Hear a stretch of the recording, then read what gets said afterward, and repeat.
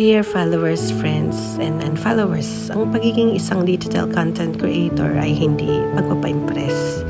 Dito na ipapakita namin ang totoo sa sarili namin.